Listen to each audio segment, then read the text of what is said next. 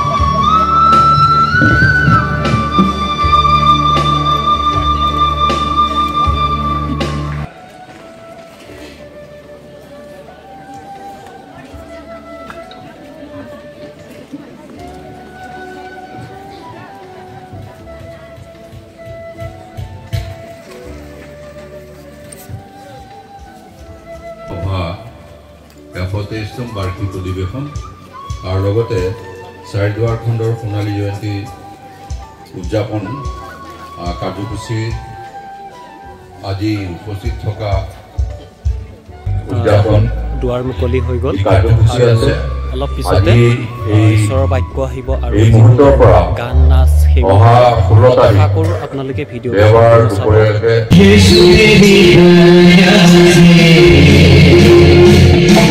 जीवन जीना ईशु तेरी कृपा से मैं बढ़ता हूँ धन्यवाद ईशु तेरा धन्यवाद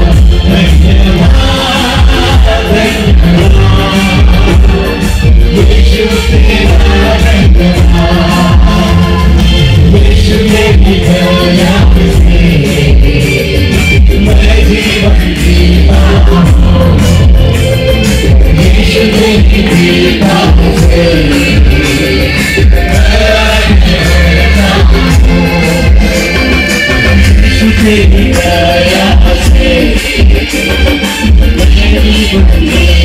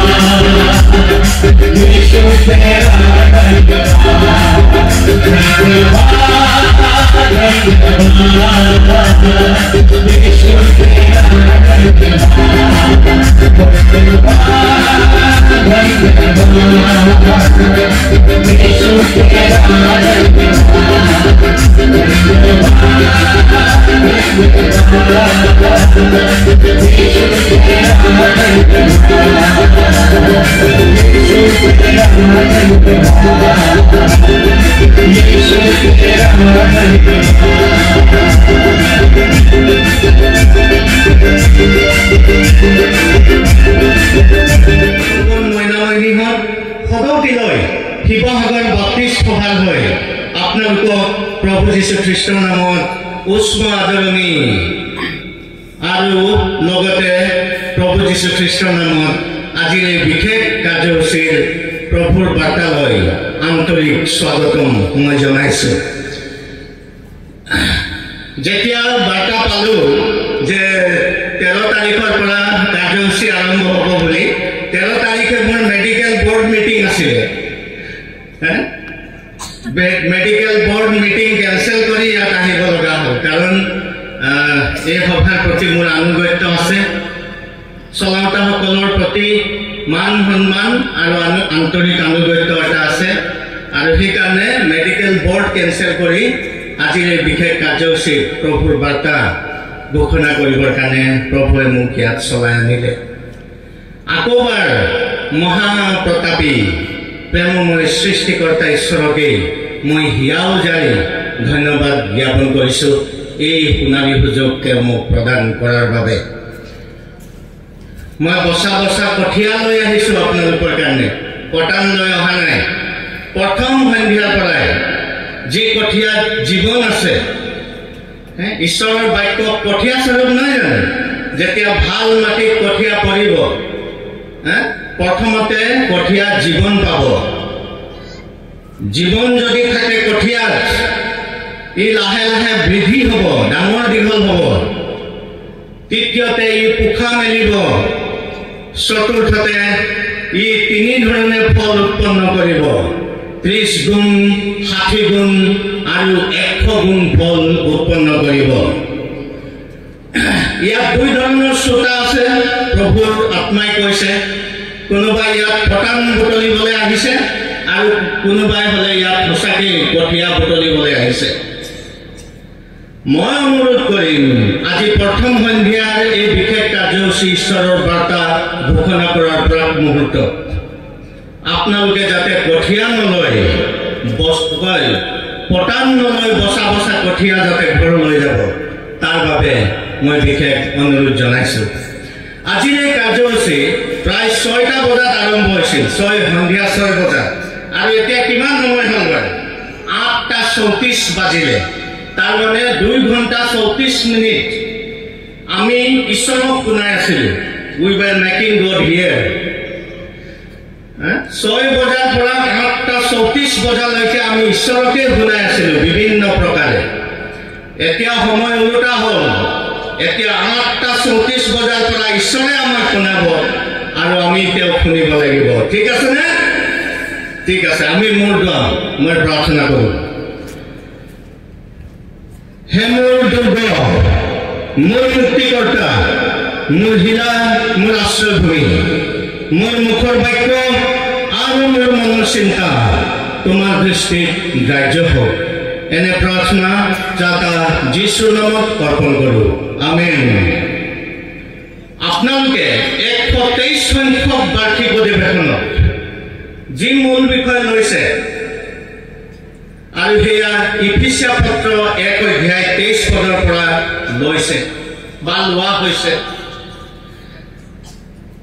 ইফিছিয়া পত্ৰ চিঠি পত্ৰবিলাকৰ ৰাণী বুলি কোৱা হয়, কুইন অফ দ্য এপিষ্টল।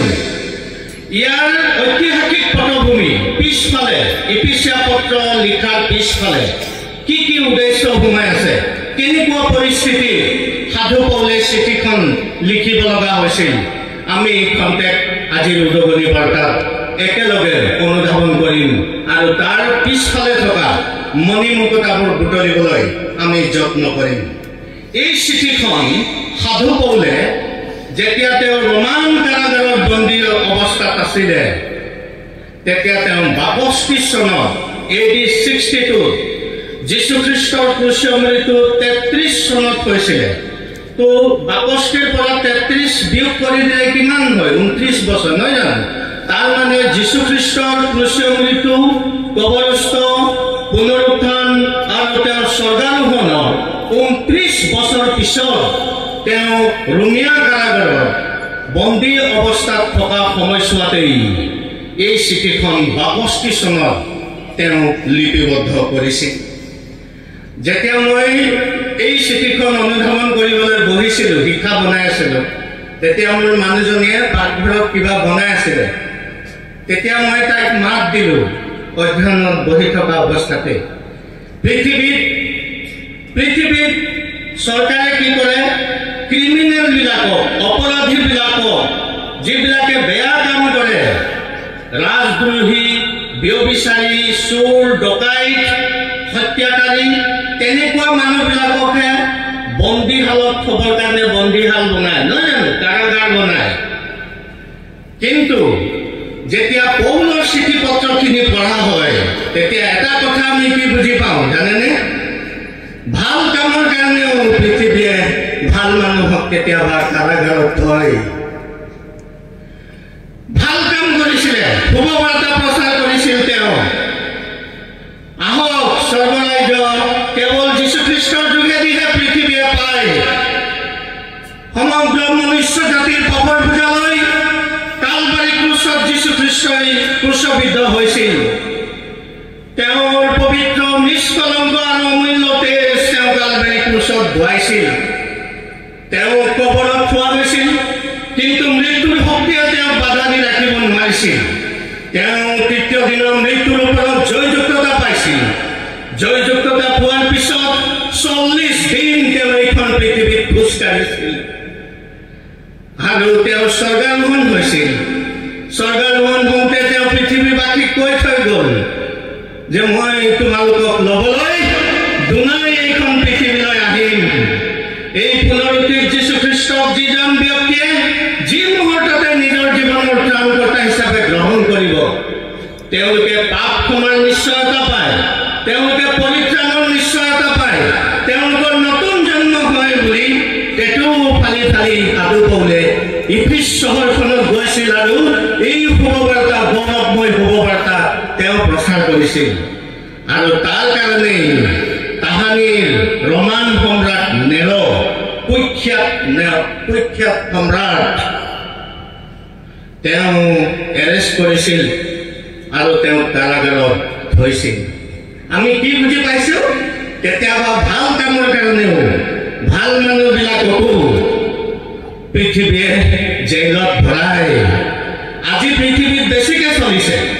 ভাল কামৰ কাৰণেও ভাল মানুহক কেতিয়াবা বন্দীশালত থয়। শুভবাৰ্তা প্ৰচাৰ কৰাটো বেয়া কাম নেকি?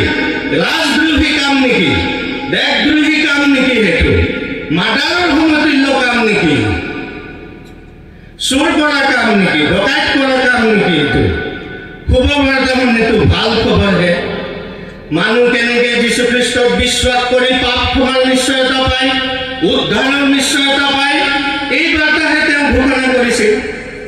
তেতিয়া মানুহজনে ক'লো, মই চোৱা, যিখন চিঠি মই এতিয়া তাত প্ৰচাৰ কৰিবলৈ গৈ আছো, লিখকজন ভাল কামৰ কাৰণে তেওঁ বন্দীশালত থাকিব লগা হৈছিল।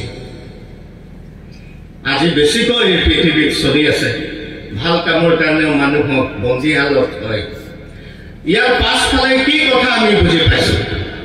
উই live in a fallen world. আমি যে পতিত পৃথিৱীখনত আছো, তাৰেই ই এটা প্ৰমাণ দিয়ে, আমাক জনাই দিয়ে যে তোমালোক পতিত পৃথিৱীখনত আছা। পৃথিৱীয়ে শুভবাৰ্তা প্ৰচাৰ কৰিলেও বন্দীশালত হয়।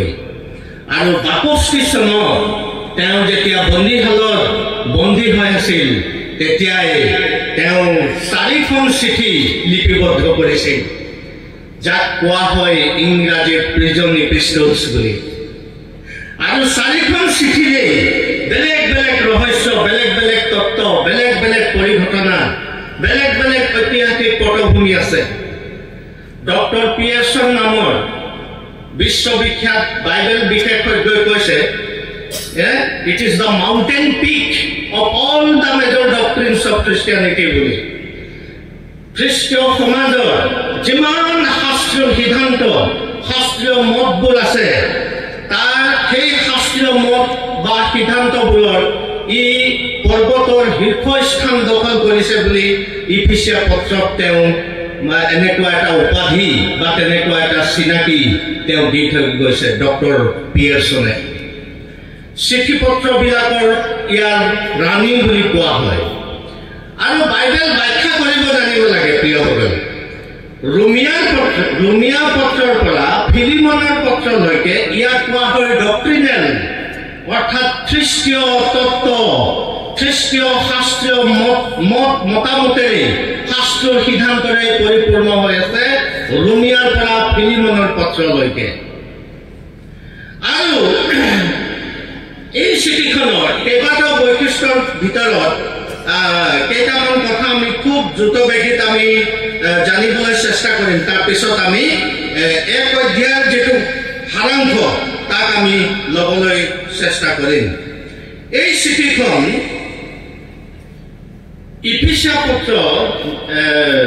ইফিছিয়া পত্ৰৰ বিষয়ে 2জন লিখকে লিখিছে নতুন নিয়মত। কোন কোন বাৰু? প্ৰকাশিত বাক্য 2 অধ্যায় 1 পৰা 7 পদলৈকে ইফিছিয়া মণ্ডলীৰ কথা নাই জানো? ইফিছত থকা মণ্ডলীৰ হবিবলৈ ঈশ্বৰৰ 7 আত্মাই এই কথা কয়, তুমি প্ৰথম প্ৰেম এৰিলা। এনেকে লিখিছে নাই? আপষ্টল জন এখনেই চিঠি আছে নতুন নিয়মত, যি চিঠিখনৰ বিষয়ে 2জন লিখকে গুৰুত্ব দিছে। এজন হৈছে সাধু পৌল আৰু আনগৰাকী হৈছে সাধু জোহন পাচনি জোহন বা সাধু জোহনেও লিখিছে আৰু ইফিচিয়া পত্ৰৰ বিষয়ে জোহনে যেতিয়া প্ৰকাশিত বাক্য 2 অধ্যায় 1 পৰা 7 অধ্যায়লৈকে তেওঁ দাঙি ধৰিছে কিছুমান বৈশিষ্ট্যখিনি বেছি গৰিষ্ঠ সংখ্যক কথাই তেওঁ প্ৰশংসা কৰিছে বহুত ভাল তোমাৰ কৰ্ম মই জানো এনেকে বুলি লিখিছে ইফিচিয়া মণ্ডলীৰ বিশ্বাসীগণে ভাল কৰ্ম কৰিছিলে কিন্তু এটা কথাতে দুখিছে ইফিচিয়া মণ্ডলীয়ে প্ৰথম প্ৰেম হেৰাই পেলাইছিল প্ৰথম অৱস্থাত যীশুখ্ৰীষ্টৰ প্ৰেমত যেনেকে পৰিছিল যীশুখ্ৰীষ্টক উঠোতে বহুতে তেওঁবিলাকক লাগে যেনেকে দিন সপ্তাহ মাহ বছৰবোৰ বাগৰি গ'ল ইফিচিয়া মণ্ডলীয়ে পাহৰি গ'ল খ্ৰীষ্টৰ প্ৰেমৰ কথা আপোনালোকৰো হৈছে নেকি তেনেকা প্ৰভু যীশুখ্ৰীষ্টৰ সৈতে প্ৰথম প্ৰেমত যি পৰিছিল আপোনালোকে যি কটকটীয়া বান্ধোন আপোনাৰ লাগি ধৰিছিল দিন সপ্তাহ মাহ বছৰবোৰ বাগৰি পৰোতে আপোনালোকৰো প্ৰেম পাতল হ'ল নেকি চেঁচা পৰিল নেকি এই প্ৰেমৰ কথা কওঁতে নবিবাহিতা কন্যা দৰা কন্যাৰ কথা মনত পৰে কেইবাটাও বিয়া মই খালো এইকেইদিনতে তেতিয়া মই ভাবিছো আমাৰতো বিয়া হৈছিলে প্ৰথম যেতিয়া বিয়া হয় কেনেকুৱা লাগে ভাল প্ৰথম কেইমাহ ঘৰৰ পৰা নোলাই ইমান প্ৰেম স্বামী স্ত্ৰীৰ মাজত ইমান কটকটীয়া প্ৰেম উঠোতে বহুতে মানুহজনক লাগে মানুহজনীক লাগে পৃথিৱী যে আছে সংসাৰ এখন যে আছে নাই পাহৰি যায় প্ৰথম প্ৰেমত যেতিয়া পৰে তেনেকুৱা এটা গভীৰ প্ৰেম নিবিড় প্ৰেমৰ এনাজৰীত বান্ধ খায় কিন্তু যেনেধৰণে বিয়া পুৰণি হৈ গৈ থাকে এবছৰ হয় 2 বছৰ হয় তাৰপিছত আৰু প্ৰেমৰ কথা পাহৰি যায় ইফিচিয়া মণ্ডলীৰ ক্ষেত্ৰতো তেনেকুৱা হৈছিল প্ৰিয়সকল আৰু সেইকাৰণে আমি অলপ চাওঁচোন বাৰু কি কথা কৈছে তাত আমি ঐতিহাসিক পটভূমিটো খৰচি মাৰিছো নহয় জানো ইফিচিয়া প্ৰকাশিত বাক্য 2 অধ্যায়ত যাওঁ তাত ইফিচিয়া মণ্ডলীৰ বিষয়ে কি কৈছে চাওক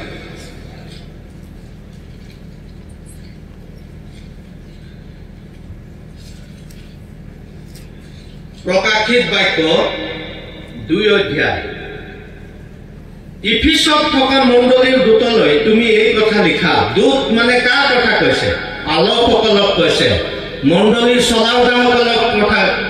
চলাওঁতাসকললৈ এই চিঠিখন তেওঁ সম্বোধন কৰিছে যিজনাই নিজৰ সোঁহাতত 7টা তৰা ধাৰণ কৰে আৰু 7টা সোণৰ দীপাধাৰৰ মাজত অহা যোৱা কৰে তেওঁ এই কথা কয় তোমাৰ কৰ্ম পৰিশ্ৰম আৰু ধৈৰ্য মই জানো যে তুমি দুষ্টবিলাকক সহিব নোৱাৰা আৰু যিবিলাকে নিজকে পাচনি বোলে কিন্তু পাচনি নহয় তেওঁবিলাকক পৰীক্ষা কৰি মিছা পালা